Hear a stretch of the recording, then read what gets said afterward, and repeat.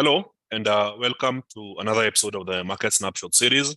My name is Rufas Kamau, Markets Analyst at FX Pesa. So as you all know, today is Tuesday, so we have had a lot of news coming in from the Asian session, and we'll be looking at a lot more throughout the day. So it's time we try and get a full picture of what has been going on in the markets and what to expect going forward for the day. So as you join in, kindly confirm that the voice is clear by simply typing hi on the comment section, and these will confirm that everything is working just fine. So without further ado, let's jump straight to the economic calendar and see what has transpired over the week.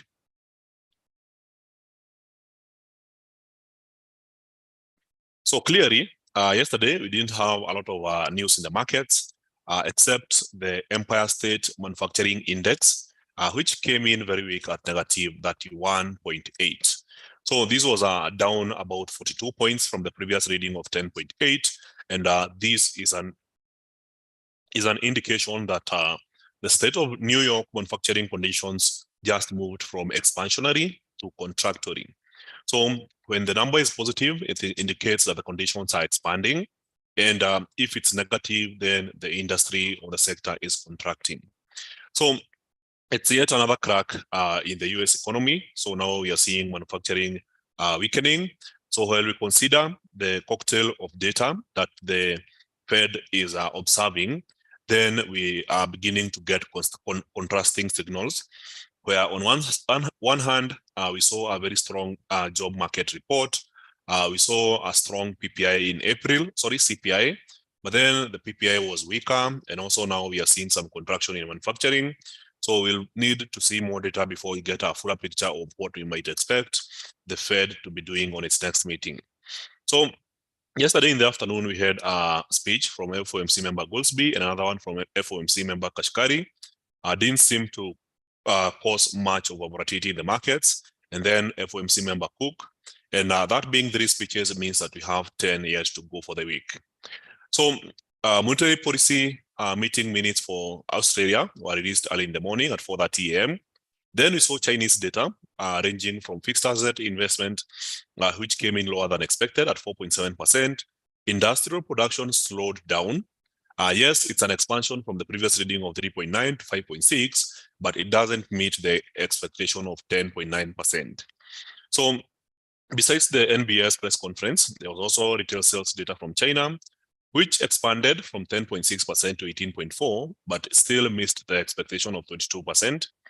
Then the unemployment rate was the biggest surprise in China, having dropped to 5.2% from the previous reading of 5.3%. So later on at 9 a.m., we saw the claimant count change, which is basically the number of people claiming for unemployment insurance. So in the previous reading, it was 28.2. Then we were expecting 31.2. But there was a big surprise as this number jumped to 46.7 thousand jobs. So the average earnings index remains the same at 5.8% quarter over year. Then the unemployment rate in the UK worsened from 3.8% to 3.9%. So far, that's the data that we have received in the markets this week. And going forward for the day, we'll be expecting yet even more data. So for the Eurozone, there will be a set of data that will be released at midday. One, we'll see the German ZEW economic sentiment. Then you'll see the flash employment change quarter over quarter, the flash GDP for the Eurozone, which is expected at 0.1%, the Eurozone trade balance, and also the ZEW economic sentiment survey. So after these, we'll also be looking at ECOFIN meetings. Remember yesterday, we had the Eurogroup meetings, and now we are seeing the ECOFIN meetings. So there will be a lot of activity in the Eurozone. So the key highlight for the day will be on CPI, Canadian CPI, or Canadian Consumer Price Index data, which is basically a measure of inflation in Canada. So there will be a set of 5 different data reports on the same. So there will be CPI month over month, there will be median CPI year over year, trim CPI year over year, common CPI year over year, and also core CPI month over month. So later, still at the same time, we'll be looking at the manufacturing sales in the Canadian economy before we shift our focus to core retail sales in the US and retail sales month over month in the US. So I believe a majority of the volatility resulting from the news in the markets will be coming at 3:30 p.m. when we get both Canadian and US data. So highest volatility is expected to be on, of course, the USD CAD currency pair, but also other USD and Canadian pairs are expected to be extremely volatile. So later on, we'll be having a speech from ECB President Lagarde. This will be happening at 5 p.m. And also another FOMC member, Barr, will be speaking at 5 p.m. And then from 7:15 to 9:30, we'll be having 3 more FOMC members speaking. There is Williams as well as 2 speeches from Goolsbee. So remember what we mentioned yesterday, we'll be expecting 13 different speeches by FOMC members this week. And collectively, they may help create or build a picture of what to expect on the next Fed meeting. So that being said, I think it's time we jump right over and look at the current charts and how they are behaving. Hopefully, we will be able to identify some trading opportunities in the markets. So hello, Vandy, Felix, Dominic, and Rodney, as well as Esther and Apollo. Hello, Charles. So I'm getting some, we just have one question. I've noted that when fundamental news release, the particular currency sells regardless of good or bad. Today, GBP fell fast. Last week, New Zealand, Euro, USD. Any probable explanation? I don't think it's a trend. It's one feature that we've been experiencing for the better part of the year. So whenever we see good news in the markets, then in most cases, we have seen the currencies weaken. And whenever we see bad news in the market, we have seen the currency strengthen. Main reason is because of the current economic cycle, where a majority of the central banks are tightening. So investors are betting more on the tightening policy rather than on the individual news outcome. So we are trying to build a fuller picture of what the Fed or the ECB or the Bank of England will do. So whenever we see this data, we try to interpret as to how the central bank will react. So if the central bank is poised to react by raising interest rates, then you tend to see the same thing. If it's poised to react by slowing the interest rates or holding low rates level, then you tend to see a similar effect in the markets. So hello, Trapskid and Tiraz. So let's continue. So on the charts today, what we are looking at here is basically a triangle kind of pattern. It's on the 1 hour chart, and this is gold, market moving up and then back up, then down, and then up, down, up, and then down again. So there seems to be some form of conference between this area, and where gold just bounced. And also some resistance along this area here, which basically forms this particular triangle or consolidation zone, where we can say since this date, gold has been trading sideways along this path. So for now, it seems like there was a very strong volatility downwards a couple of hours ago. Then the market got a very strong rejection. You can see the long lower tail here. And then immediately after that, we have seen price reversing, and now it seems to be headed higher. So for gold, it also has some patterns within patterns. So if you are quite observant, you'll notice that this was also a pattern within a pattern. So it was a triangle, market trading up, down, eventually breaking out towards the lower side early this morning, dropping all the way down, and now it's reversing, moving in the opposite direction, having hit the base of the bigger pattern on the H1. So it's quite common thing, especially when you're trading gold, to observe these consolidation patterns in form of triangles happening over and over again. So notice how we had this larger pattern happening here. Then we saw the market breaking out, falling back, and then eventually breaking towards the upper side and continuing to move even higher. So it's quite a common scenario. I remember even at the beginning of the year, we had another triangle. So whenever you see these, then the breakouts can be quite impactful in your trading. So US equities seem to be taking the highlight for the day, having made a very impressive run in the last 1 hour. So notice the number of hours since midnight. This is basically 10 straight hours, the market moving down. And then 1 hour, it shoots up and recovers everything it had lost. So there seems to be a similar thing if you look at the NASDAQ, the market moving consistently down with very small range-bound candlesticks and then shooting all the way up. And also, if you look at the Dow Jones, it's still the same thing. So market consistently moving down and then spiking all at once, indicating a very strong entry by buyers. So we could be seeing some further upside happening in these equities. So another key indicator of the same kind of momentum is the dollar index, which made quite an impressive pullback here after making this run that lasted at least 6 days. So it mainly struggled to go down, but yet made a significant move downwards. So early in the morning attempted to continue, but shot back downwards, indicating that the correction is not over. We could continue seeing the dollar index being weak for the rest of the day, and that would imply a very bullish stock market. So this may explain why we have big spikes happening on each of the three major indices, the NASDAQ, the Dow Jones, as well as the S&P 500. So European indices have not been left out. So as you can see, a very big spike on the Euro Stoxx 50. And also for the FTSE 100, also a very big spike towards the upper side. So having seen this, then you can tell that the currencies that were making a recovery yesterday, at first they were losing, but now they are making a recovery against the weak dollar.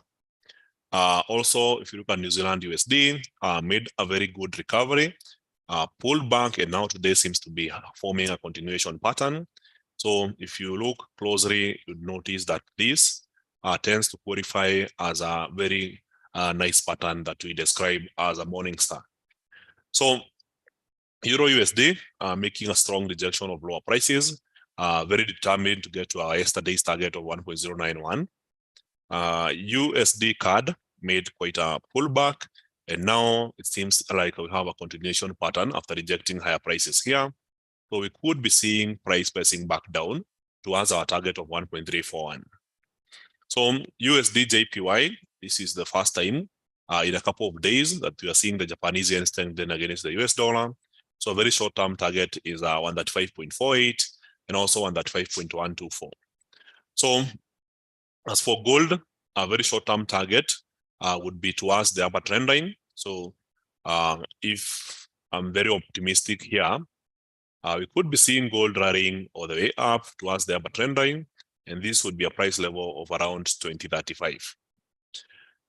So for AUD USD, made a very good rally, pulled back, and now we are seeing some form of continuation. So yesterday's high is a very nice short-term target of around 0.671. And also for Brent oil, we are seeing a continued push, continuation of yesterday's momentum. So after this pullback, it seems like we are successfully breaking this level of 75.4, which was our target yesterday. So now if we see further momentum upside, then 77.393 might be our next target as we continue enjoying the recovery of oil prices. So this could be a nice target, which was a major resistance here last week. So for the Chinese yuan, we can see that the US dollar was really doing good, made quite a rally here until it found a resistance, pulled back downwards, and then it's now headed higher. So what we are witnessing here is more similar with what I would describe as a cup and a handle. So where this would be our cup, then we have our handle, which seems to be a continuation pattern. So the market has actually completed this pattern here. So the idea is to observe the market and see what happens next. That is after this. So after the market formed this particular neckline here, just want to draw my trend line as accurately as I can. Yes. So after forming this high and then this high, pulling back and now retesting this high, this cup and handle pattern tends to be a continuation pattern, but it doesn't always play out like that. However, observing that the dollar is weak today, pullback would be in order. So we could be seeing the Chinese yuan strengthen against the dollar and maybe even retesting yesterday's low. But then if we happen to see an outright break here, then the idea is to look for bullish positions and trade higher, thereby targeting the previous high of 6.98697. So that's it for today. If there's any questions, I'd like to check them right away before we end the session. Does FX Pesa have synthetic volatility 75 index? No, we don't have any synthetic indices. The only index we have is the CBOE volatility index.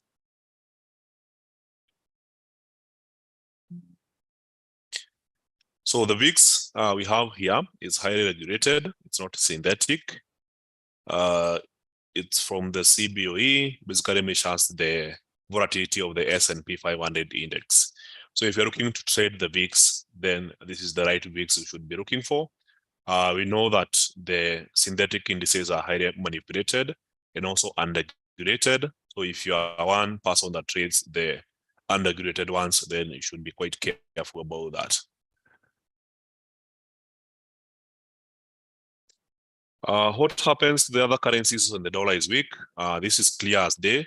You tend to see the currencies strengthening against the dollar. If the dollar is strong, then it happens to be bossing other currencies around.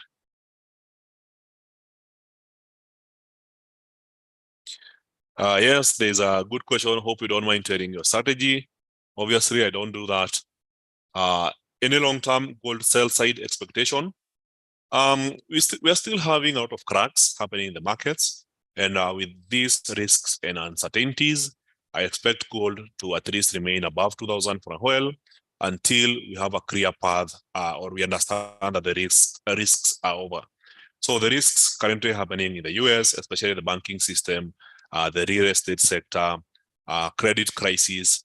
Right now, we are thinking about the debt ceiling, whose negotiations are currently happening in the US. Until we are through with that set of risks in the market, I think investors are going to continue holding on to gold.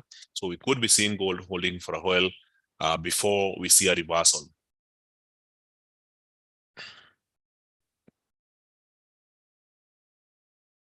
Good question, where is Bitcoin headed? I think it's seemingly having a similar correlation with the S&P 500. So now that the S&P 500 is shooting higher, I will be expecting Bitcoin to be also shooting higher.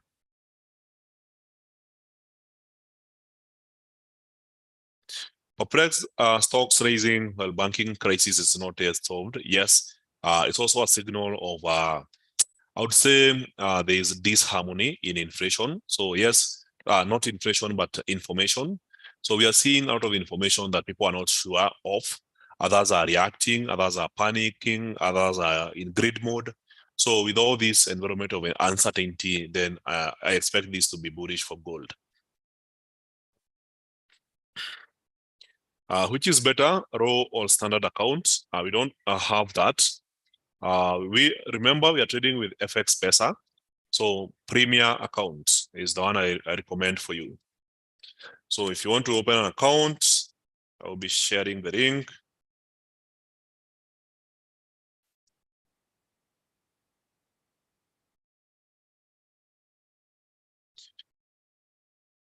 So there's another question here, which is the best currencies pairs to trade today. I think that was the entire topic of today's session. It's recorded live on YouTube. So kindly rewatch the session if you join late.